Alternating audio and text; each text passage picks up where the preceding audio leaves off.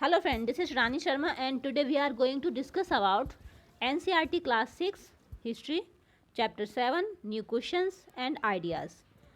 तो स्वागत है आपका अपने चैनल वी आर टीचर पर।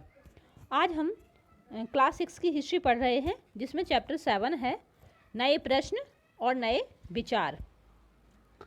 तो शुरू करने से पहले आप यदि चैनल वीडियो पसंद आता है तो लाइक कीजिए, अपने फ्रेंड्स के साथ शेयर कीजिए, आपको लगता है जिनको भी इसकी ज़रूरत है, और चैनल पर नए हैं तो चैनल को सब्सक्राइब कर लीजिए और कमेंट बॉक्स में बताना ना भूलें कि वीडियो आपको कैसा लगा, और इसके अच्छे बुरे जो भी आपको जैसा भी कमेंट करना है आप कर सकते हैं।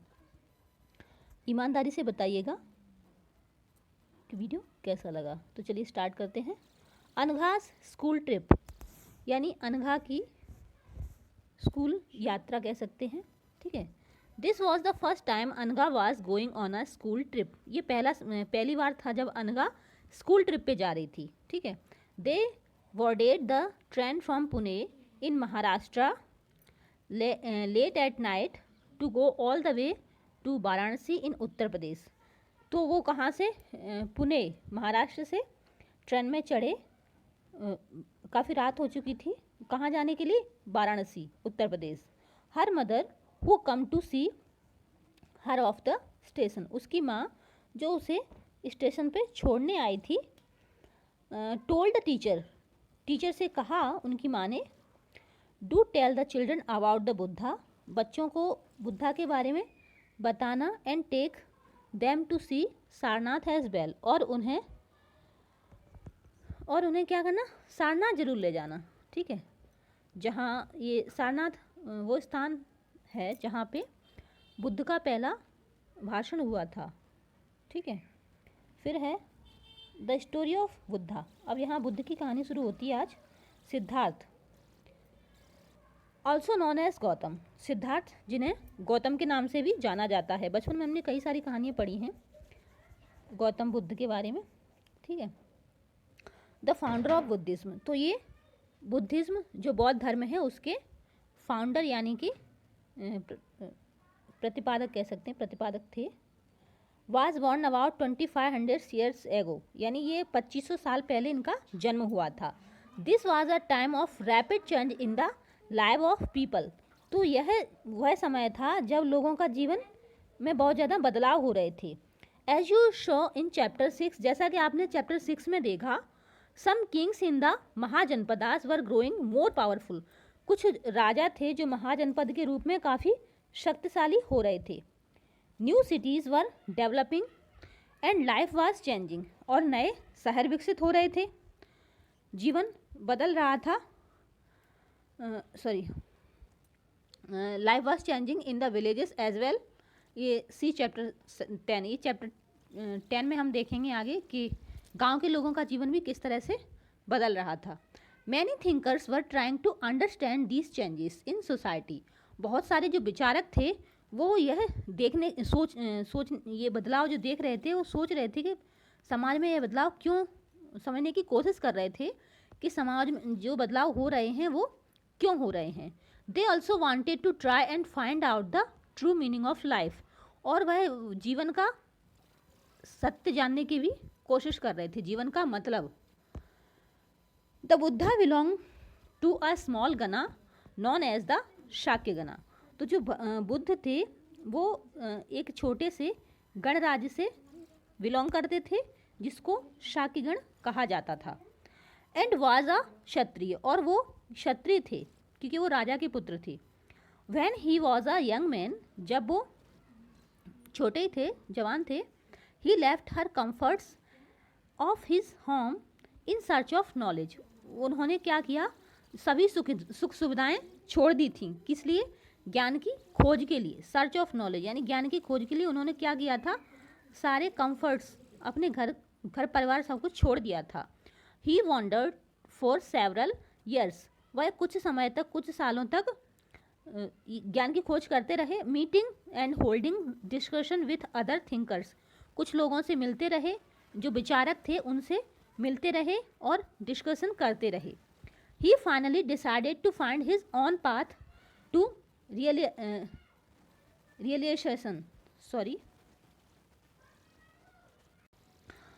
Realization, ठीक है. He finally decided to find his own path to realization. उन्होंने खुद से महसूस करके जो रास्ता खोजा. And meditated for days on and under a people tree of बोध गया इन बिहार. और उन्हें जहाँ ज्ञान की प्राप्ति हुई वो था बोध गया में. बोध गया जो बिहार में है, वहाँ एक पीपल के पेड़ के नीचे उन्हें ज्ञान की प्राप्ति हुई मेडिटेशन करते हुए. ठीक है. फिर क्या हुआ? Where he attained enlightenment.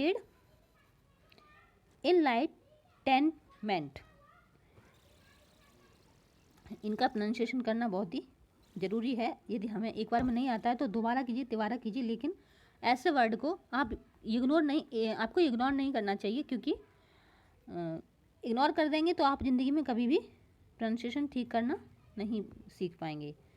तो enlightenment, this is the pronunciation of this word. After that, और उसके बाद क्या हुआ? He was known as the Buddha or the wise one. और उन्हें जब ज्ञान की प्राप्ति हो गई उसके बाद उन्हें बुद्ध के नाम से जाना गया या फिर wise man. He then went to Sarnath, और उसके बाद वो सारनाथ गए, नियर वाराणसी, जो कि वाराणसी के निकट है. Where he taught for the first time, जहाँ उन्होंने पहली बार अपने विचार प्रस्तुत किए. ठीक है.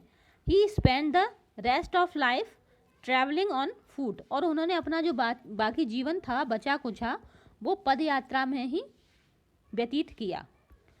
Going from place to place teaching people till the passed away at Kushinara. और उन्होंने अपना पूरा जीवन जो था वो एक जगह से दूसरी जगह जाने में, लोगों को ज्ञान देने में अपना जो सारा समय था वो व्यतीत किया. और लास्ट में ये कुशीनारा जगह है, यहाँ पर उनकी मृत्यु हुई थी. प्रश्न यहाँ से बनता है कि उनकी मृत्यु कहाँ हुई थी? तो आपको याद रखना है कुशीनारा. और उनका पहला प्रवचन कहाँ हुआ था, भाषण क्या कह सकते हैं, कुछ भी आप जो भी कई तरह से लिख के आ सकता है, इसलिए हमें हर तरह से समझना जरूरी है. तो वो स्थान था आपका सारनाथ, जो कि वाराणसी के पास है. ठीक है. अब आगे चलते हैं. The Buddha taught that life is full of suffering and unhappiness. तो बुद्धा ने क्या शिक्षा दी कि हमारा जो जीवन है वो दुख से भरा हुआ है. ठीक है. और कष्टों से, दुख और कष्टों से भरा हुआ है. ठीक है. अनहैप्पीनेस यानी दुख और सफरिंग यानी कष्ट. This is caused because we have cravings and desires. और इसका कारण ये है कि हम खुद छोड़ना नहीं चाहते हैं. क्या? अपनी इच्छाओं को. ठीक है. Which often can not be fulfilled, जो कि फुलफिल नहीं हो सकती, यानी कि जो इच्छाएं पूरी नहीं हो सकती हैं उन्हें भी हम पकड़े रहते हैं. हम जानते हैं कि हमारी ये इच्छा कभी पूरी नहीं होगी, फिर भी हम उसको पकड़े रहते हैं कि अब कभी तो पूरी होगी, और इसी वजह से हम हमेशा दुखी रहते हैं. यही बुद्ध ने बताया था. समटाइम्स, कभी कभी क्या होता है, even if we get what we want, हम जो चाहते हैं वो हमें मिल भी जाता है, वी आर नॉट सेटिस्फाइड, उसके बाद भी हम संतुष्ट नहीं होते हैं. ठीक है. सेटिस्फाइड, हम संतुष्ट नहीं होते हैं. हम जो चाह रहे हैं वो हमें मिल गया. जैसे लोग पैसा चाहते हैं, पैसा मिल जाता है फिर भी वो खुशी नहीं होते. घर चाहते हैं, घर मिल जाता है फिर भी वो खुश नहीं होते. अब हम यहीं पढ़ते हैं, आगे क्यों शुरू करना, जो बुद्ध ने कहा है उतने तक ही रहते हैं. एंड वॉट इवन मोर और वांट अदर थिंग्स. लेकिन इससे क्या होता है, हमारी एक इच्छा पूरी हो जाती है तो हमारे अंदर दूसरी इच्छा जागृत हो जाती है. ऐसा ही होता है ना सबकी लाइफ में. तो वैसा ही बुद्ध ने कहा था, एक इच्छा पूरी हो गई तो दूसरी इच्छा जागृत हो जाती. इसीलिए क्या है, हम जिंदगी भर दुख और कष्ट में रहते हैं. ठीक है. The Buddha described this as thirst or trishna. तो बुद्ध ने इस चीज़ को किस तरह से डिस्क्राइब किया है, किस तरह से कहा है, उन्होंने इस चीज़ को तृष्णा कहा है. कहे ना, आशा तृष्णा ना मिटी, मर मर गया शरीर. ठीक है. वही बात उन्होंने कही है, और इसको उन्होंने, इस प्यास को उन्होंने तृष्णा कहा है. ठीक है. यहाँ तन्हा लिखा है, लेकिन तृष्णा हिंदी में तृष्णा लिख के आ सकता है और इंग्लिश में तन्हा ही लिखा होगा. तो उस चीज़ को समझ के आपको जहाँ पेपर वैसे बाइलिंगुअल आता है तो आपको कठिनाई नहीं होनी चाहिए, लेकिन उसके बाद भी कुछ मिस्टेक होती है तो हमें लैंग्वेज समझनी चाहिए, दोनों लैंग्वेज समझनी चाहिए।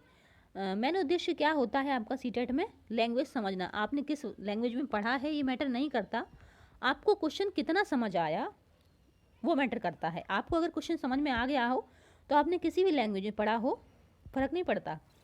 He taught that this constant craving could be removed by following moderation in everything. और उन्होंने इस तृष्णा को कैसे ख़त्म करना चाहा? ही ऑल्सो टॉट, चाहते थे, he also taught people to be kind. उन्होंने लोगों को ये भी बताया कि उन्हें लोगों को कैसा दयालु होना चाहिए, काइंड होना चाहिए। And to respect the lives of others, और दूसरों के जीवन का आदर करना चाहिए, इंक्लूडिंग एनिमल्स, जानवरों की जीवन का भी। He believe that the result of our actions called karma, यानी हमारे जीवन में जो कर्म कहलाते हैं वो यही होते हैं, वेदर गॉड और गुड और बैड, वो अच्छे और बुरे होते हैं। Affect us both in this life and the next, हमारे जो अच्छे बुरे कर्म होते हैं वो हमारे जीवन पर प्रभाव डालते हैं, चाहे वो अच्छे कर्म हो चाहे वो बुरे कर्म हो। The Buddha taught in the language of the ordinary people Prakrit, तो बुद्ध ने जो आपके भाषण दिए थे जितने भी, वो किस भाषा में दिए थे? वो दिए थे प्राकृत में, क्योंकि ये भाषा उस समय लोगों को समझ आती थी, ठीक है।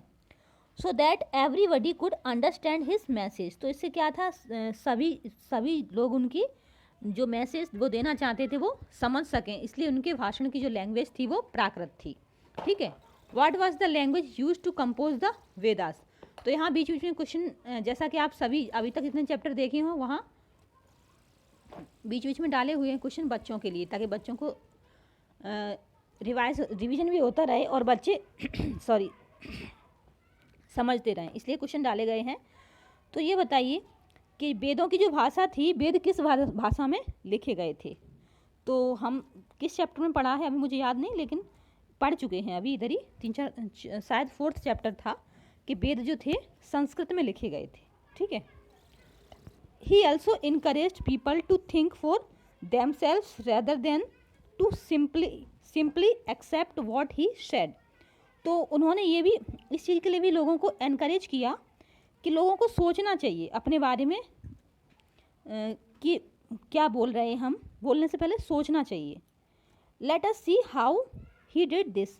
चलिए देखते हैं उन्होंने लोगों को यह किस तरह से समझाया, ठीक है।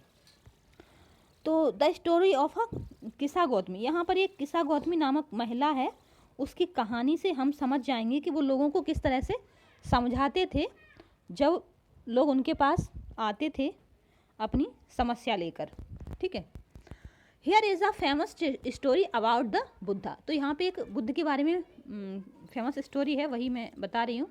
Once there was a women named Kisa Gotami, एक बार एक महिला थी जिसका नाम था किस्सा Gautami. Whose son has died, उसका पुत्र मर गया था। She was so sad that she roamed through the street of the city carrying the child with her, asking for help to bring him back to life. और वह हर जगह गलियों पे सड़कों पे घूम रही थी कि उसके पुत्र को कोई जीवित कर दे। A kind man took her to the Buddha, तो एक दयालु पुरुष था, वो उस महिला को बुद्ध के पास ले गया। The Buddha said bring me a handful of mustard seed, तो बुद्ध ने उस महिला से कहा कि मुझे एक मुट्ठी भर सरसों के दाने ला के दो। And I will bring your child back to life, और मैं तुम्हारे पुत्र को जीवित कर दूंगा। Kisa Gotami was overjoyed and started off at once, तो किस्सा गौतमी बहुत खुश हुई और जाने के लिए तैयार हुई जैसे ही। But the Buddha gently stopped her and added, और बुद्ध ने उसे आराम से रोक के कहा कि लेकिन एक शर्त है, the seeds must come from the house of a family where nobody has dead, तुम ये बीज उस घर से ही लेकर आना जिस घर में कोई भी मरा ना हो, जिस घर में किसी की मृत्यु ना हुई हो, ठीक है। तो Kisa Gotami went from door to door, Kisa Gotami एक दरवाजे से दूसरे दरवाजे, ये दूसरे से तीसरे इस तरह से गई, wherever she went, लेकिन वह जहाँ भी जाती, she found out that someone or the others, वह क्या देखती कि सबके यहाँ, किसी के पिता, किसी की माता, किसी की बहन, किसी के भाई, किसी के पति, किसी की पत्नी, किसी के बच्चे, चाचा, आंटी, दादा, अंकल, मतलब कोई ना कोई उनके घर में किसी न किसी की मृत्यु हुई थी। तो उसे कहीं भी ऐसा घर नहीं मिला जहाँ किसी की भी मृत्यु ना हुई हो। तो इस तरह से फिर क्या होता है, वो समझ जाती है। ठीक है, तो बुद्ध का ये समझाने का तरीका था लोगों को, ठीक है, कि ज़िंदगी कैसी है और हमें किसी भी चीज़ के लिए इतना शौक नहीं करना चाहिए, हमें समझना चाहिए कि लाइफ ऐसी ही है। ठीक है, यदि कोई चला जाए तो उसके लिए ये नहीं कि बस उसके लिए घूमते रहो। तो what was the Buddha trying to teach the sorrowing mother, तो यहाँ बच्चे समझ गए होंगे कि जो दुखी माँ थी, भगवान बुद्ध उसको क्या समझाना चाहते थे। ठीक है, क्या पढ़ाना चाहते थे। ठीक है, अब यहाँ आ जाते हैं थोड़ा उपनिषद के बारे में। इससे पहले हम वेदों के बारे में पढ़ चुके हैं, और वेदों के अंदर से जो निकले हैं उनकी भी शाखाएं जिन्हें हम कह सकते हैं, वो हैं आपकी उपनिषद। तो अब यहाँ थोड़ा सा हम उपनिषद के बारे में जान लेते हैं कि उपनिषद क्या होते हैं। Around the time that the Buddha was preaching the perhaps a little earlier, other thinker also try to find answer to difficult question. तो जब ये बुद्ध अपने प्रचार कर रहे थे इस सब का, उससे थोड़े समय पहले ही कुछ और विचारक थे जो कुछ कठिन प्रश्नों के उत्तर खोजने में लगे हुए थे। Some of the wanted to know about life after death, कुछ मृत्यु के बाद जो जीवन होता है उसके बारे में जानना चाहते थे। Others wanted to know why sacrifice should be performed, कुछ ये जानना चाहते थे कि हम यज्ञ क्यों करते हैं। Many of these thinkers felt that there was something permanent, कुछ लोगों का मानना था कि इस पृथ्वी पर कुछ तो है जो परमानेंट है, मतलब हमेशा रहता है। In the universe that would last even after death, यानी मृत्यु के बाद भी जो रहता है, पृथ्वी पर कुछ तो ऐसा है जो मृत्यु के बाद भी रहता है। They described this as the atman or individual soul and the Brahma or the universal soul, और उन्होंने इसे किस तरह से आत्मा या और ब्रह्मा को एक ही चीज़ कहकर, या फिर यूनिवर्सल यानी विश्वात्मा कहकर संबोधित किया है कि एक ही चीज़ है आत्मा और ब्रह्मात्मा, जो इस संसार में मरने के बाद भी रहती है। They believed that ultimately both the atma and the Brahma were one, वो इस चीज़ पर विश्वास करते थे कि जो आत्मा है और जो ब्रह्म है वो दोनों एक ही चीज़ हैं। ठीक है, many of their ideas were recorded in the Upanishad, और उनके बहुत सारे जो विचार थे वो उपनिषद में रिकॉर्ड हो गए, मतलब लिखे गए। These were part of the later Vedic text, जो बाद में वैदिक टेक्स्ट का पार्ट बने यानी हिस्सा बने। उपनिषद मतलब वैदिक टेक्स्ट का ये हिस्सा थे। Upanishad literally means approaching and sitting near. तो उपनिषद का अर्थ क्या होता है, ये यहाँ से प्रश्न आता है आपका सीटेट में कि उपनिषद का अर्थ क्या होता है। फिर आपको ऑप्शन दिया होगा गुरु के समीप बैठना, और भी कुछ दिए होंगे। तो यहाँ एक्चुअली जो आंसर है मैं वही बता रही हूँ। उपनिषद का अर्थ होता है अप्रोचिंग एंड सिटिंग नियर, यानी समीप बैठना। ठीक है, ये गुरु के समीप बैठना। ठीक है, इंग्लिश में होगा approaching and sitting near. And the text contain conversations between teachers and students. Often ideas were presented through simple dialogues. तो ये विचार जो उनके होते थे वो बहुत ही साधा बोली में होते थे, सिंपल डायलॉग में होते थे। अब यहाँ क्या है, द वाइज बेगर, यानी कि एक बुद्धिमान भिखारी की कहानी यहाँ फिर से आ गई है, तो उसको भी समझ लेते हैं थोड़ा सा। Here is a dialogue based on a story from one of the most famous उपनिषद। तो ये स्टोरी बहुत ही फेमस उपनिषद है, उससे ली गई है। द चांदोग्या उपनिषद, जिसका नाम है चंदोग्या उपनिषद। तो शुनका एंड अभिप्रतारिन वर टू सेजेस। तो जो शुनक और अभिप्रतारिन नाम के दो साधु थे, who worshipped the universe soul, जो कि पूरे विश्व की पूजा करते थे, पूरे विश्व को मानते थे, पूरे विश्व आत्मा पूरे विश्व की मानते थे। मतलब कैसे कहा जाए कि पूरा ब्रह्मांड को वो मानते थे कि पूरा ब्रह्मांड ही हमारे लिए सब कुछ है और सारे ब्रह्मांड में ही हम हैं और ब्रह्मांड में जो कुछ भी है वो सब क्या है, आपका ब्रह्मा ही है। ठीक है। Once as they sat down to eat, एक बार क्या हुआ, जब वो भोजन करने के लिए बैठे, a beggar come and ask for some food, एक भिखारी आता है और उनसे कुछ भोजन के लिए पूछता है कि भाई कुछ भोजन मुझे भी दे दो। We can not spare anything for you, Shaunaka said, तो शुनक कहते हैं कि भाई हम तुम्हारे साथ कुछ भी शेयर नहीं कर सकते, ठीक है, तुम्हें कुछ नहीं दे सकते हैं। तो लर्न सायर्स हुम डू यू वर्शिप, तो उसने पूछा कि आप किसकी पूजा करते हो। द बेगर आस्क, भिखारी ने पूछा कि आप किसकी पूजा करते हो। द यूनिवर्स सोल, अभिप्रतारिन रिप्लाइड, तो अभिप्रतारिन नाम का जो दूसरा साधु था उसने कहा कि हम यूनिवर्स सोल यानी कि विश्वात्मा की पूजा करते हैं। ठीक है। अब क्या है, it means that you know that the universal soul fills the entire world.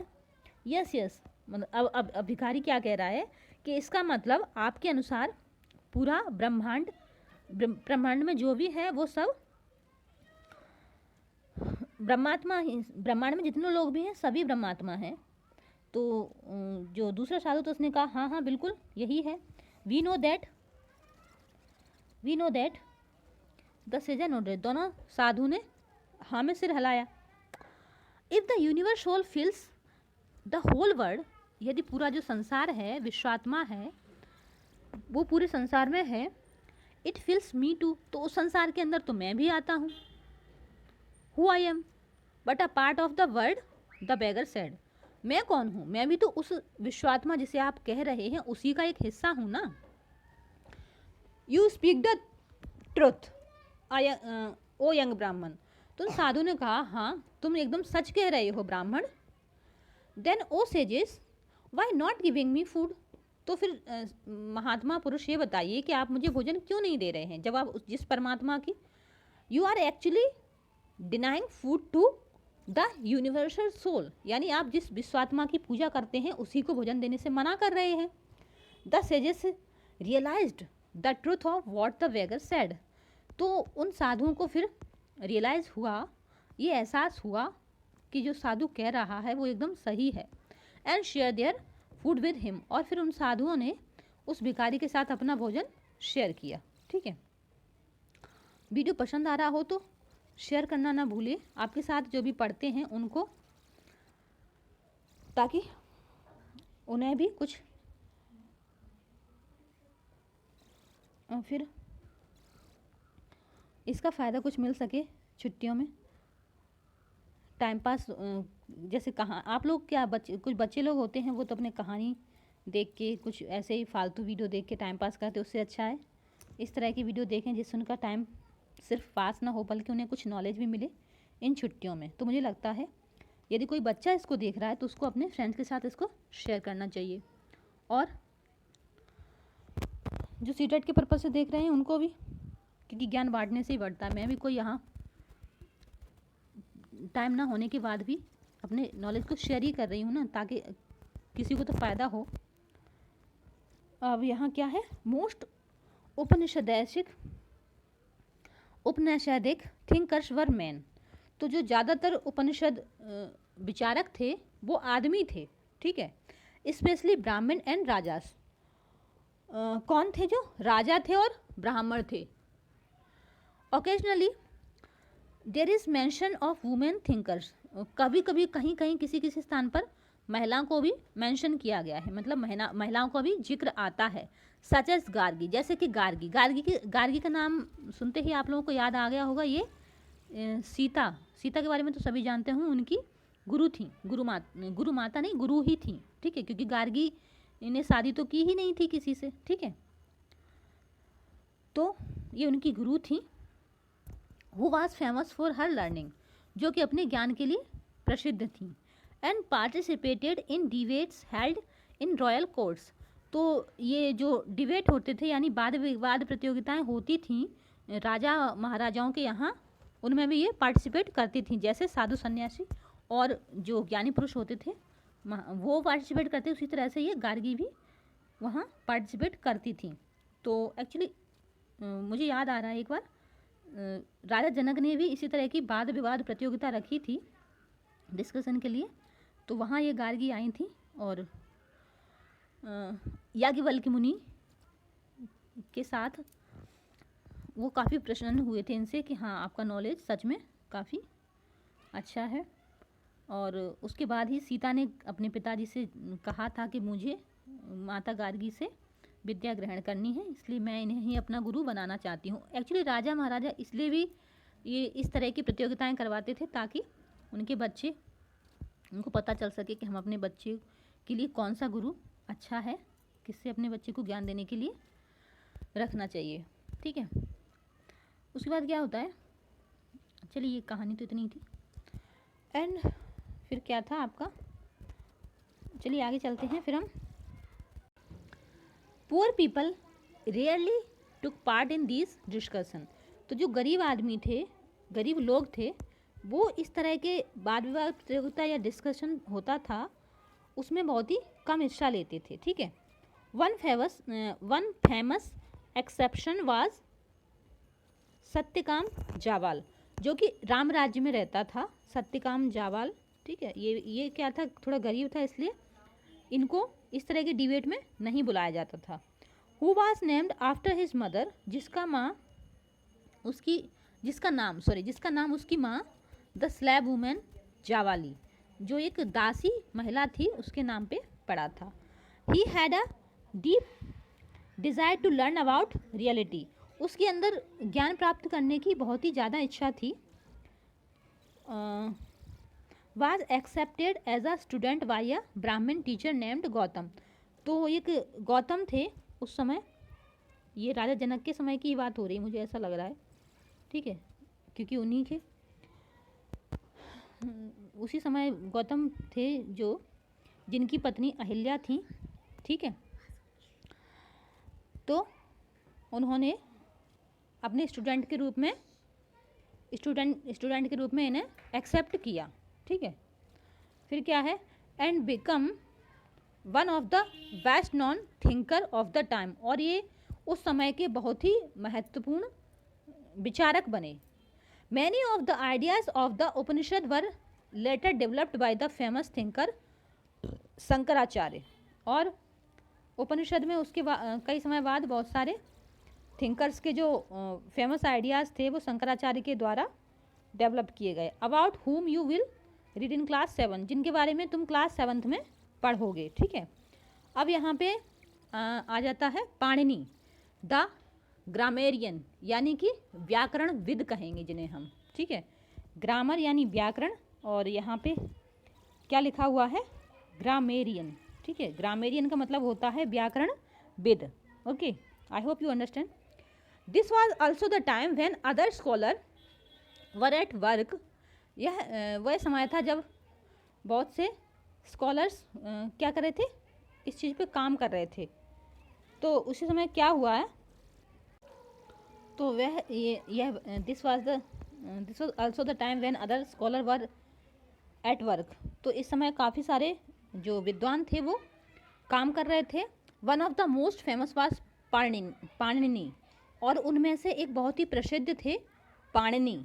ठीक है, हिंदी संस्कृत, जो who prepared a grammar for Sanskrit, जिन्होंने संस्कृत के लिए एक ग्रामर की रचना की। He arranged the vowels and the consonant in a special order, उन्होंने स्वर और व्यंजन को एक विशेष ऑर्डर में क्या किया, क्रम में लगाया। And then use these to create formula like those found in algebra, और उन्होंने इससे कई सूत्र बनाए। ठीक है, he used these to write down the rules of the language in short formula, और उन्होंने संस्कृत में बहुत अच्छे अच्छे फार्मूलाज दिए हुए हैं। आप इनकी एक पुस्तक है, आती है, वो पढ़ेंगे तो आपको ना कोई भी चीज़ लर्न करने की ज़रूरत नहीं रहेगी। तो वो सूत्र इन्होंने दिए, अराउंड 3 1000 ऑफ देम, तो वो करीब 3000 थे। ठीक है, आज भी हैं, अभी भी हैं। उनसे यदि पढ़ते हैं आप तो आपकी ग्रामर काफ़ी अच्छी हो जाती है और आपको ज़्यादा रटना नहीं पड़ता है। ठीक है, ये सूत्र आपको अच्छे से एक बार समझ आ गए तो फिर आता है आपका जैनिज्म, यानी कि जैन धर्म। अब यहाँ थोड़ा सा जैन धर्म के बारे में पढ़ लेते हैं। The most famous thinker of the Jainism Vardhamana Mahavira. तो आप सभी जानते हैं कि जैन धर्म के जो बहुत ही महत्वपूर्ण विचारक हैं, उन्हें वो कौन है? वो है वर्धमान महावीर। ठीक है, also spread his message around this time, for example 2500 years ago. तो उन्होंने जो मैसेज, उनके जो मैसेज थे वो करीब 2500 साल पहले फैले थे। He was a Kshatriya prince of the Lichchhavis. तो वो भी क्षत्रिय थे। अब यहाँ बुद्ध और जैन दोनों के नाम में लोग कभी कभी कंफ्यूज हो जाते हैं। तो वो गौतम बुद्ध थे और ये वर्धमान महावीर हैं। ठीक है, लेकिन क्षत्रिय दोनों ही थे, तो हमें कंफ्यूज नहीं होना है, बस थोड़ा सा डिफरेंस समझना है। A group that was part of the Vajji संघा। तो ये जो लच्छाविश था वो वज्जी का ही एक हिस्सा था। About which you read in chapter 6, जिसके बारे में आप चैप्टर 6 में पढ़ चुके हैं। एट द एज ऑफ 30, तो 30 साल की उम्र में he left home and went to live in a forest. तो ये जो वर्धमान महावीर थे, उन्होंने 30 साल की उम्र में अपना घर छोड़ दिया था और जंगल में जाके रहने लगे थे। For 12 years he led a hard and lonely life. और 12 साल तक उन्होंने अपना जीवन अकेले ही व्यतीत किया ज्ञान की खोज में। At the end of which he attained enlightenment. और इस समय उन्होंने, अब यहाँ आपने देखा होगा, ध्यान दिया होगा, ये जो है ना वर्ड एलिगटेनमेंट, ये कहाँ पे आया था? ये आपका बौद्ध धर्म के अंतर्गत भी आया है और जैन धर्म के अंतर्गत भी आया है। तो इसका मीनिंग आपको अच्छे से समझना बहुत जरूरी। तो ये जो वर्ड है ना एनलाइटनमेंट, ठीक है, एनलाइटनमेंट। तो पहली बात तो बच्चों को प्रोनाउंसिएशन पर विशेष ध्यान देना है, क्योंकि यदि आप ठीक से प्रोनाउंस नहीं करेंगे तो गलत सुनेंगे, गलत ही बोलेंगे। इसलिए इसको ठीक से प्रोनाउंस करना। इस तरह के कुछ वर्ड आते हैं तो उनको अंडरलाइन करना है और 1 2 4 6 बार अपने टंग ट्विस्टर की तरह इनको ना बोल के देखना है, ताकि आप ठीक से इसको प्रोनाउंस करना सीख पाएँ।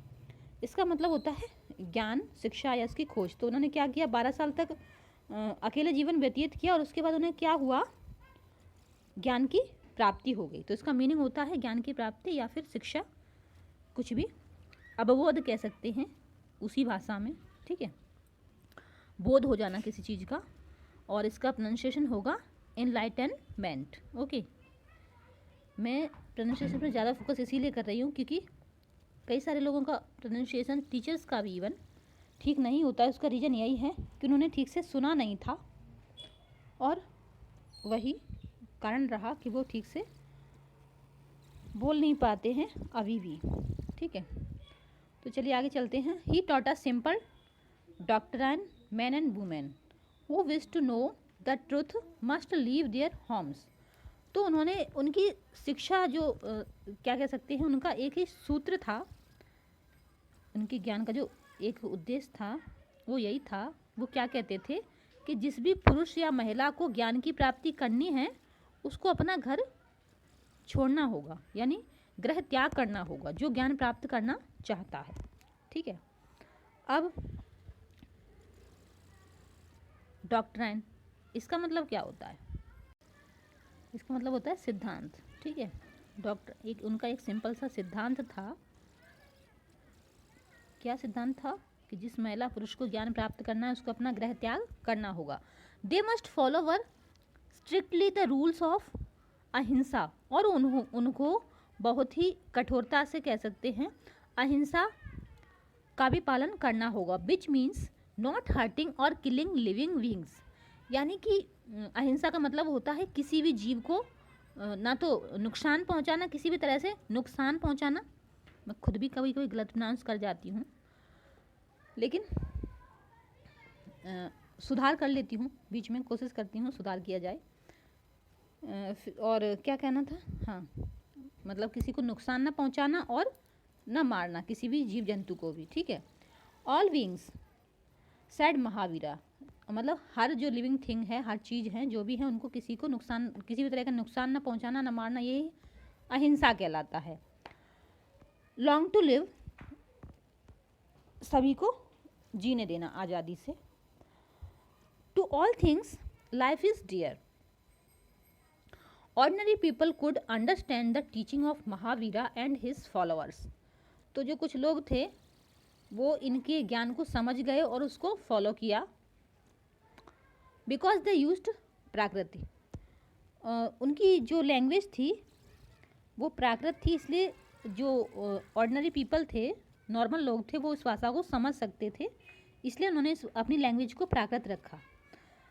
There were several forms of Prakrit used in different parts of the country. तो जो प्राकृत भाषा थी वो आपकी देश के विभिन्न हिस्सों में प्रयोग की जाती थी अलग अलग तरीके से। And named after the religions in which they were used. For example the Prakrit spoken in Magadha was known as Magadhi. तो जो प्राकृत भाषा थी अलग अलग स्टेट में, मतलब देश में अलग अलग स्टेट ही कह सकते हैं, स्टेट उस समय नहीं थी लेकिन फिर भी अलग अलग जगह, जनपद महाजनपद तो थे ही ना, तो वहाँ उनको लोकल लैंग्वेज के रूप से जाना जाता था, जैसा कि आज भी जाना जाता है। तो जैसे मगध था, मगध में प्राकृत भाषा को मगधी कहा जाता था, ठीक है। तो followers of Mahavira who were known as Jainas, तो जो महावीर के फॉलोअर्स थे जिन्हें जैन के नाम से जाना जाता है, had to lead very simple life, वो बहुत ही सादा जीवन व्यतीत करते थे।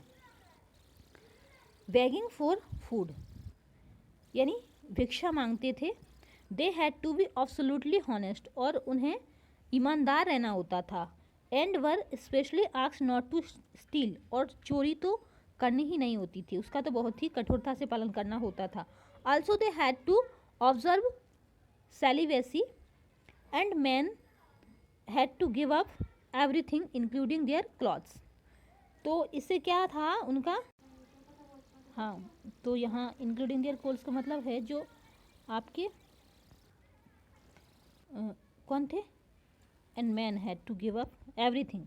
तो जो आदमी लोग थे वो वस्त्रों तक को भी छोड़ देते थे। आप लोगों ने देखा होगा ना, जो ये लोग वस्त्र भी नहीं पहनते, इनको नाम दिया जाता है, क्या कहा जाता है इनको, दिगंबर, दिगंबर कहा जाता है ना। तो दिगंबर इन्हें इसीलिए कहा जाता है क्योंकि दिग धन अंबर, यदि इसको तोड़ा जाए तो इसका अर्थ होता है दिशा ही जिनका अंबर है, यानी कि अंबर मतलब वस्त्र होता है, ठीक है।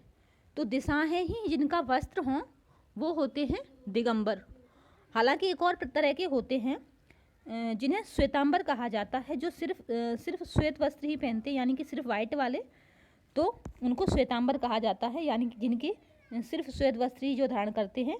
लेकिन ये दिगंबर होते हैं, जैन धर्म को पालन करने वाले ये दिगंबर होते हैं, वो जो कपड़े भी नहीं पहनते हैं, ठीक है, बिल्कुल एकदम ही न्यूड रहते हैं। चलिए फिर ये जैन, जैन का अर्थ क्या होता है। The word Jain comes from the term jina meaning conqueror. Why do you think the term Jain was used for Mahavira. तो यहाँ बीच बीच में बच्चों का नॉलेज देखने के लिए कि बच्चे क्या सोचते हैं इस बारे में, कि जैन को जो जैना नाम दिया गया था इसका मतलब क्या होता है, क्या सोचते हैं आप उसके बारे में, ठीक है।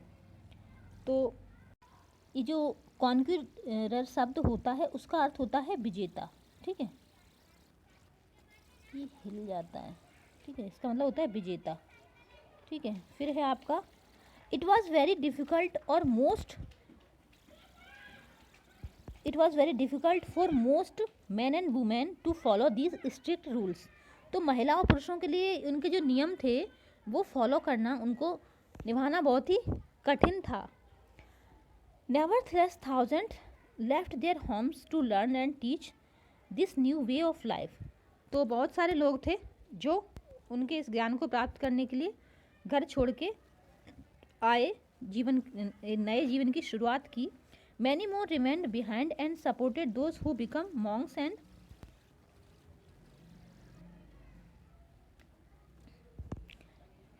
नन। मॉन्क्स यानी साधु होता है और नन महिला, इसका फीमेल वर्जन को नन कहते हैं, मॉन्क्स एंड नन। ठीक है, ये पढ़ा होगा आपने।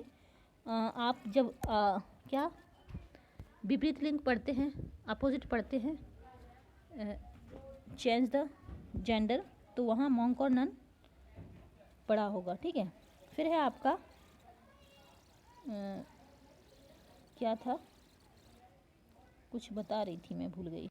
तो क्या था, वही इनका धर्म बहुत कठिन था, इसलिए कुछ लोग क्या था, भिक्षु विष्णु तो बने और अपने घर पर ही रहकर लोगों को क्या करने लगे, भोजन देने लगे। ठीक है, खिलाने लगे।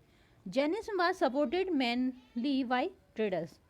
तो जो जैन धर्म था वो ज़्यादातर मुख्यतः मेनली है ना, मुख्यतः सपोर्ट किया गया जैन धर्म को किन लोगों के द्वारा, ट्रेडर्स यानी व्यापारी होते थे। अभी भी आपने देखा होगा व्यापारी लोग ही जैन धर्म को ज़्यादा मानते हैं। क्यों? Farmers who had to kill insect to protect their crops. तो जो किसान थे उन्हें तो अपनी फसल की रक्षा के लिए जीव जंतुओं को मारना होगा ना, इसलिए वो जैन धर्म का पालन नहीं कर सकते थे। लेकिन जो व्यापारी थे उनके लिए ऐसा कुछ बंधन नहीं था, इसलिए उन्होंने इस धर्म को अपनाया। Found it more difficult to follow the rules, क्योंकि इसके नियम पालन करना बहुत ही कठिन था। Over 100 of years Jainism spread to different parts of north India. तो करीब 100 साल पहले जो जैन धर्म था वो नॉर्थ इंडिया के अलग अलग भागों में फैला। And to Gujarat, Tamil Nadu and Karnataka, और गुजरात में, तमिलनाडु में और कर्नाटका में। The teachings of Mahavira and his followers were transmitted orally for several countries. तो जो शिक्षा थी वो महावीर और उनके फॉलोअर्स के द्वारा ओरली यानी बहुत सी कंट्री में मौखिक कह सकते, मौखिक व्याख्यान द्वारा फैलाई जाती रही। They were written down in the form in which they are presently available at a place called Valabhi in Gujarat about 15 years ago. तो करीब 1500 साल पहले उनका जो व्याख्यान थे वो एक पुस्तक में लिखे गए, जो बल्लभी जगह पर थी, कहाँ पर, गुजरात में, करीब 1500 साल पहले। फिर आप आ जाता है, फिर है आपका द संघ। ये क्या है? Both the Mahavir and Buddha felt that only those who left their Holmes could gain true knowledge. तो जो बुद्ध और महावीर दोनों में एक कॉमन चीज़ थी, वो यही थी कि दोनों का कहना था कि जिनको ज्ञान की प्राप्ति करनी है, जो ज्ञान प्राप्त करना चाहता है, नॉलेज चाहता है, उसको अपना गृह त्याग करना ही होगा। ठीक है। They arranged for them to stay together in the sangha an association of those who left their homes. और उन्हें संघ के साथ रहना होगा अपना घर छोड़कर। The rules made for the Buddhist sangha were written down in a book called the Vinaya Pitaka. तो जो बौद्ध धर्म के कुछ नियम थे वो एक पुस्तक में लिखे गए, जिस पुस्तक को क्या कहा गया? विनय पिटक। यहाँ से प्रश्न आता है, विनय पिटक, बौद्ध धर्म के जो रूल लिखी गए हैं उस पुस्तक का नाम क्या है? तो उस पुस्तक का नाम है विनय पिटक। विनय पिटक का अर्थ होता है टोकरी। ठीक है, कभी कभी अर्थ भी पूछ देते हैं। From this we known that there were separate branches for men and women. तो महिला और पुरुषों के लिए सेपरेट ब्रांच मतलब भाग थे। All man could join the sangha. सभी आदमियों ने संघ से जुड़े हुए थे। However children had to take the permission of their parents and slaves that of their masters. तो यहाँ क्या था? संघ से जुड़ने के लिए परमिशन लेनी होती थी। जो बच्चे थे उनको अपने माता पिता से, और जो दास दासी थे उनको अपने उससे, क्या कहेंगे, दास दासी, राजाओं के होते तो राजा से, और अपने कैसे कैसे दिमाग से निकल जाती हैं चीज़ें। मास्टर है ना, मास्टर अपने मास्टर जो उसका मास्टर था उससे। Those who work for the king, जो राजा के लिए काम करते थे उनसे, ठीक है। तो राजा से परमिशन लेनी पड़ती थी, और जो महिलाएं होती थी उन्हें अपने पति से परमिशन लेनी होती थी। Man and women who joined the संघा लेड सिंपल लाइव्स, तो जो महिला और पुरुष थे जो संघ से जुड़े हुए थे उन्हें अपना जीवन सादा जीना होता था। They meditated for most of the time, और वो ज़्यादा से ज़्यादा समय मेडिटेशन यानी कि प्रार्थना में बिताया करते थे। And went to cities and village to beg for food during fixed hour, और उनके लिए एक निश्चित समय था जिस समय वो क्या करते थे, गांव या शहर में जाकर भिक्षा मांगा करते थे। That is why they were known as bhikshu, the Prakrit word for beggar. तो ये जो भिक्षु शब्द है, भिक्षु या भिक्षुणी, ये प्राकृत जिसे भिखारी कहते हैं, प्राकृत भाषा का शब्द है भिक्षु या भिक्षुणी, ठीक है। एंड भिक्षुणी दे टॉट अदर्स, वो दूसरों को पढ़ाया करते थे। एंड हेल्प वन अनदर, और एक दूसरे की मदद किया करते थे। They also held meetings to settle any quarrels that took place within the sangha, और वो संघ के साथ में मीटिंग भी किया करते थे। दोज हु ज्वाइन द संघा इंक्लूडेड ब्राह्मण्स, जो ब्राह्मण या जिन्होंने संघ ज्वाइन किया था वो ज़्यादातर ब्राह्मण या क्षत्रिय थे, और व्यापारी थे, लेबरर भी थे, बार्बर भी थे, और कोटेसेंस भी थे, एंड स्लेव्स यानी दास भी थे। Many of them wrote down the teachings of the Buddha, some of them also composed beautiful poems describe their life in the sangha. तो उन्होंने कई सारी सुंदर सुंदर पोएम भी कंपोस्ट की यानी कि लिखी, जो उनके संघ के जीवन के बारे में बताती हैं। अब आता है आपका मोनेस्टरीज। मोनेस्टरीज यानी गुफाएं। मोनेस्टरीज यानी कि गुफा से ज़्यादा बिहार कहना ज़्यादा बेहतर रहेगा, ठीक है। बिहार यानी कि रहने का स्थान, ठीक है। तो यहाँ क्या है, a cave hollowed out in the hill. तो यहाँ ये आप एक गुफा दिख रही होगी। This is a cave in Karle, not Kerala, Karle present day Maharashtra. तो कार्ले महाराष्ट्र का एक शहर है कार्ले, वहाँ पर है। Monks and nun lived and meditate in these shelters. तो जो साधु भिक्षु भिक्षुणी होते थे वो इस तरह की गुफाओं में क्या है, अपना ध्यान लगाया करते थे, मेडिटेशन किया करते थे, ठीक है। अब फिर उसके बाद क्या है, to begin with both Jain and Buddhist monk went from place to place throughout the year. तो जैन और बौद्ध दोनों ही धर्म में जो उनके साधु सन्यासी थे वो ज्ञान नॉलेज देने के लिए क्या है, एक जगह से दूसरी जगह जाया करते थे पूरी साल, ठीक है। टीचिंग पीपल, लोगों को ज्ञान देने के लिए। The only time they stayed in one place was during the rainy season. तो सिर्फ बरसात का समय था जब वो एक जगह रहकर ज्ञान दिया करते थे। When it was very difficult to travel, क्योंकि इस समय बरसात के समय यात्रा करना बहुत ही कठिन होता था।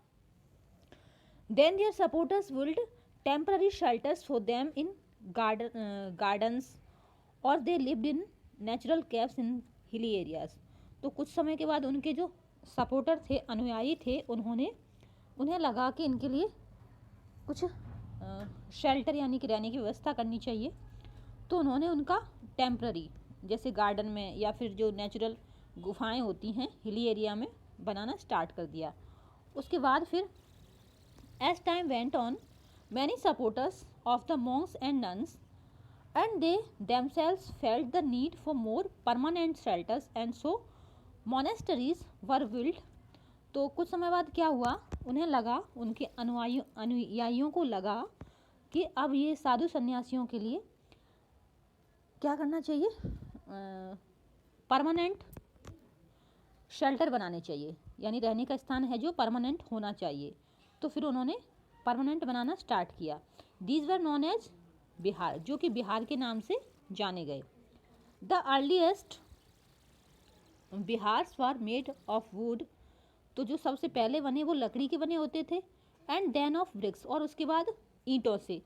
सम were even in caves that were dug out in hills, और कुछ गुफा जैसे बने होते थे, पहाड़ों को खोदकर बनाए जाते थे, स्पेशली इन वेस्टर्न इंडिया, जो स्पेशली जो पहाड़ी को खोद के बनाए जाते थे वो होते थे आपके वेस्टर्न इंडिया में, यानी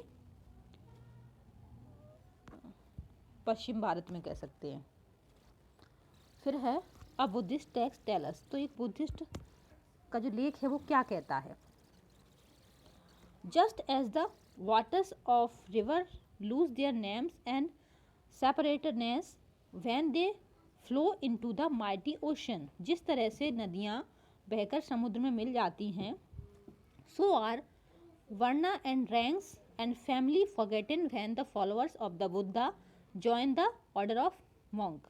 उसी तरह से जब लोग बुद्ध के फॉलोअर बनते हैं, साधु संन्यास ग्रहण करते हैं, तो वो भी अपने परिवार, अपना वर्ण, सब कुछ भूलकर एक हो जाते हैं।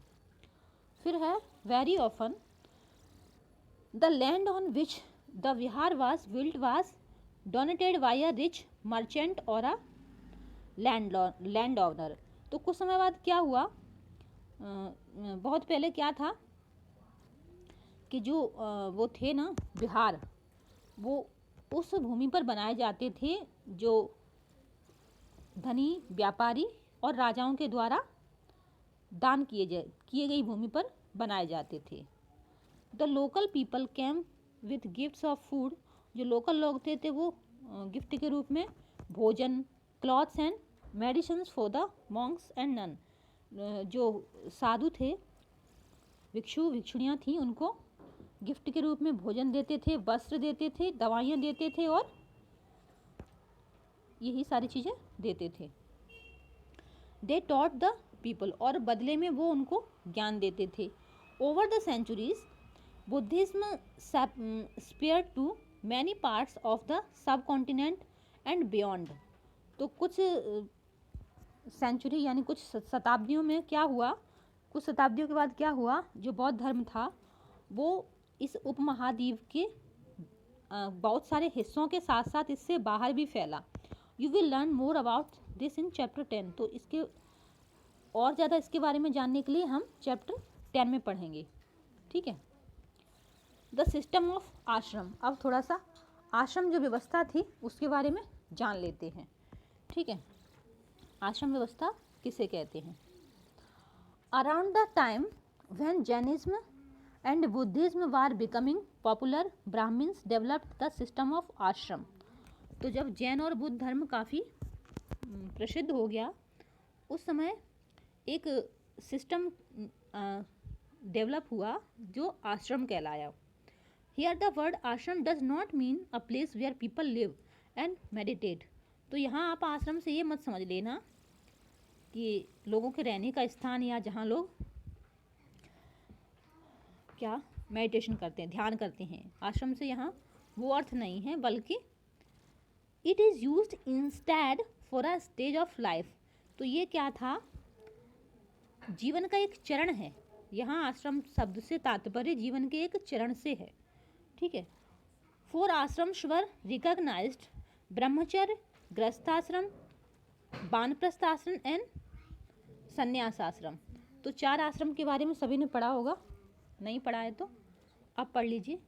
तो सबसे पहला जो आश्रम था उसको हम ब्रह्मचर्य कहते थे। दूसरा था आपका गृहस्थाश्रम। ब्रह्मचर्य का पालन आपका 25 वर्ष तक की उम्र तक लोगों को ब्रह्मचर्य आश्रम में रहना पड़ता था, 25 से 50 गृहस्थ आश्रम में, ठीक है। और 50 से 75 का जो एज थी उस एज तक वानप्रस्थ यानी वन में जाके साधना करनी होती थी, और उसके बाद फिर सब कुछ छोड़ छाड़ के संन्यास मरने तक, ठीक है। ये 75 साल तक, और ये उसके बाद आपका जितने साल भी जिए 75 साल के बाद फिर आप संन्यास आश्रम में प्रवेश कर जाते थे। इस तरह की आश्रम व्यवस्था थी। Brahmin, Kshatriya and Vaishya men were expected to lead simple lives and study the Vedas during the early years of their life brahmacharya. तो जो ब्राह्मण थे, क्षत्रिय थे और वैश्य थे, वो सादा जीवन व्यतीत करते थे और क्या करते थे, वेदों का अध्ययन करते थे। 25 वर्ष की उम्र तक पढ़ाई करते थे ब्रह्मचर्य आश्रम में रहकर। Then they had to marry and live a householders यानी गृहस्थ आश्रम। और 25 साल के बाद वो विवाह जीवन में प्रवेश करते थे और अपना गृहस्थ आश्रम का पालन करते थे। Then they had to live in the forest and meditate. जो वानप्रस्थ आश्रम, उसके बाद 50 साल के बाद फिर वो वानप्रस्थ आश्रम में चले जाते थे, जंगल में, यानी वन की ओर प्रस्थान, वानप्रस्थ, और अपना ध्यान किया करते थे। Finally they had to give up everything and become sanyasi. और उस कुछ समय के बाद वो क्या था, अपना सब कुछ छोड़ छाड़ के सन्यासी बन जाया करते। Then they had to marry, ये तो पढ़ चुके। अब इसके बाद क्या था, the system of ashram allowed men to spend some parts of their lives in meditation. तो एक्चुअली ये आश्रम व्यवस्था बनाई थी, उसका उद्देश्य यही था कि लोग अपने जीवन में कुछ समय ध्यान के लिए निकाल सकें, नहीं तो पूरी ज़िंदगी बस खाओ कमाओ में ही निकल जाती है। Generally women were not allowed to study the Vedas and they had to follow the ashram chosen by their husband. तो जो महिलाएं होती थीं उनको भी अपने पति के अनुसार जैसा वो चाहें उस तरह आश्रम में अपना जीवन व्यतीत करना होता था। फिर है एल्सवेयर, यानी कि कुछ थोड़ा अलग भी हमें फाउंड करना होता है। कुछ बच्चे इंटरेस्टेड हैं ज़्यादा तो पढ़ सकते हैं वो। Find Iran in your Atlas. तो यदि आपके पास एटलस की बुक है तो उसमें आपको ईरान फाइंड करना है कहाँ पर है। जोरोस्टर वाज एन ईरानियन प्रॉफिट। तो जोरोस्टर एक नाम का ईरानियन प्रॉफिट था। प्रॉफिट यानी कि आपका यानी कि पैगंबर, इन्हें पैगंबर बोलते हैं। प्रॉफिट यानी कि पैगंबर। His teaching are content in a book called the Avesta. The language of the Avesta and the practices describe in it are very similar to those of the Vedas. तो इनकी एक बुक है अवेस्ता नाम की। एक पैगंबर थे, कौन, प्रोफेट यानी पैगंबर थे, इनका नाम था जोरोस्तर। जोरोस्तर इनका नाम था, ठीक है। ईरान के थे, ईरानियन थे। और इनका जो सारा ज्ञान था, टीचिंग थी, वो एक बुक में थी जिसका नाम था अवेस्ता। और ये अवेस्ता की जो भाषा थी वो वेदों से काफ़ी मिलती जुलती थी, ठीक है। फिर है the basic teaching of Zoroaster are content in the maxim. Maxim यानी कि सूत्र। Good thoughts, good words and good deeds. तो इनका जो एक सूत्र था, यहाँ से क्वेश्चन आता है आपके सीटेट में, तो इसलिए थोड़ा इसको ध्यान से पढ़ना चाहिए कि इनका जो मैक्सिम का मतलब होता है सूत्र।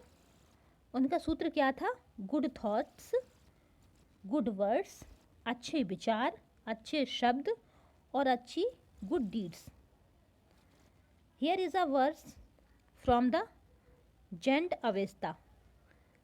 Lord grant strength and the rule of truth and good thinking by means of which one shall create peace and tranquillity. तो ये सब शांति के लिए था। For more than 1000 years Zoroastrianism was a major religion in Iran. जिस तरह से हमारे देश में बौद्ध धर्म और जैन धर्म था, उसी तरह से ईरान में क्या था, जोरोस्टेरियन धर्म का भी विकास हुआ, ठीक है। बहुत ही बड़ा धर्म कहलाया ईरानियों का। Later some Zoroastrian migrated from Iran and settle down in the coastal town of Gujarat and Maharashtra. They were the ancestors of today's Parsis. तो ईरान के बाद ये लोग कहाँ पर, गुजरात और महाराष्ट्र में भी आए, ठीक है। और यहाँ पर भी इस धर्म का विकास हुआ जिसको हम पारसीस कहते हैं, ठीक है। पारसी धर्म कहते हैं। इसीलिए तो भारत में कई सारे धर्म हैं। फिर यहाँ पर ये याद थोड़ा फिर से रिवाइज कर लेते हैं. Let's recall. Describe the way in which the Buddha tried to spread his message to the people. तो यहाँ आपको डिस्क्राइब करना है कि जो बुद्ध थे वो अपना मैसेज लोगों तक कैसे पहुँचाते थे. ठीक है, वो हमने शुरू में पढ़ा था ना कहानियों के, किस तरह से उन्होंने उस किस्सा गौतमी की कहानी सुनाई, किस तरह से लोगों को ज्ञान दिया. फिर है आपका ये, तो यही उनका तरीका था. ठीक है. दूसरा है आपका राइट वेदर ट्रू और फॉल्स.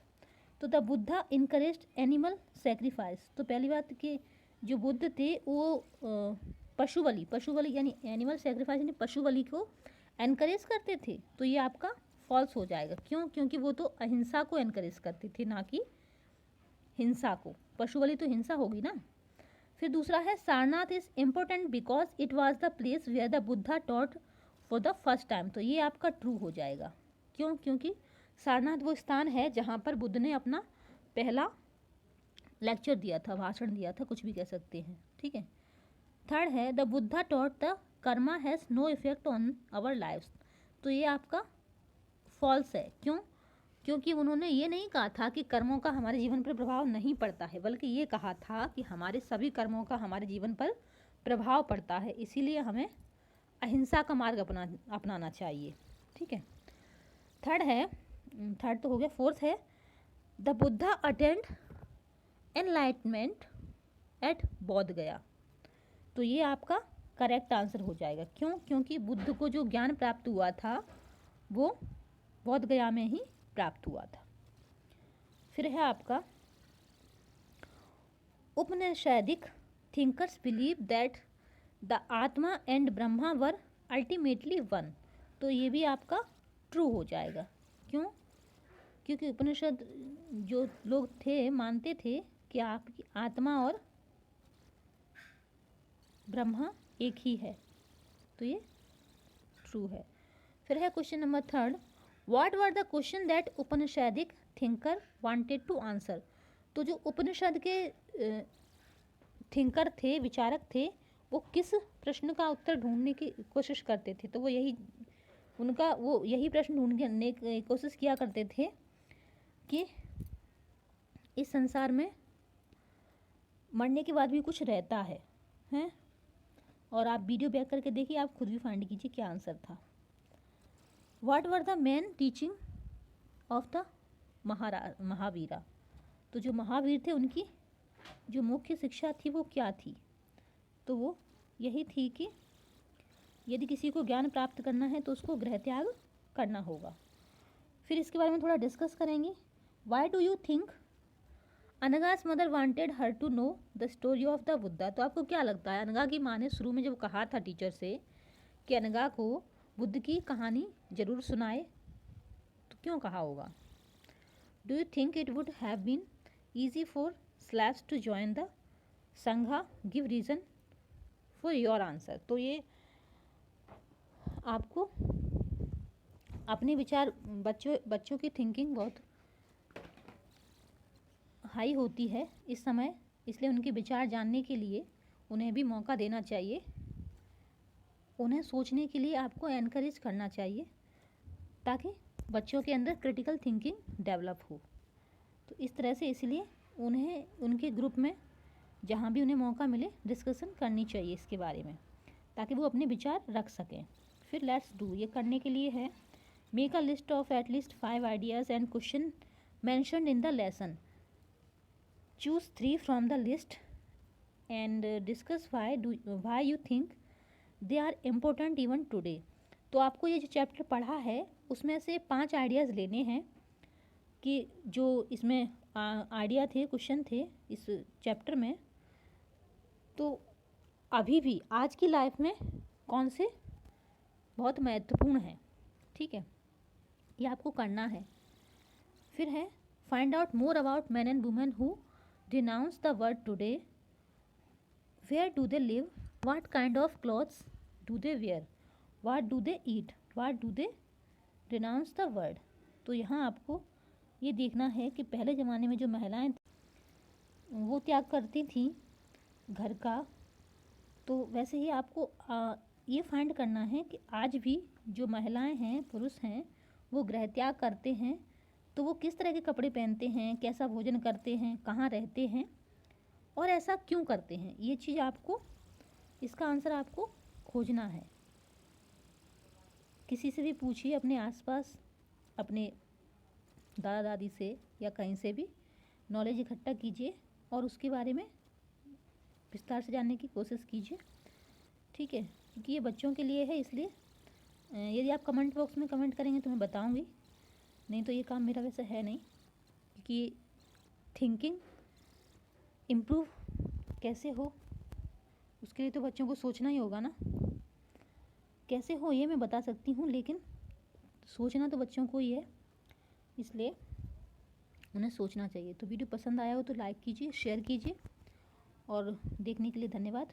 और चैनल पर नए हैं तो अभी सब्सक्राइब कर लीजिए। मिलते हैं नेक्स्ट वीडियो में। Thank you so much.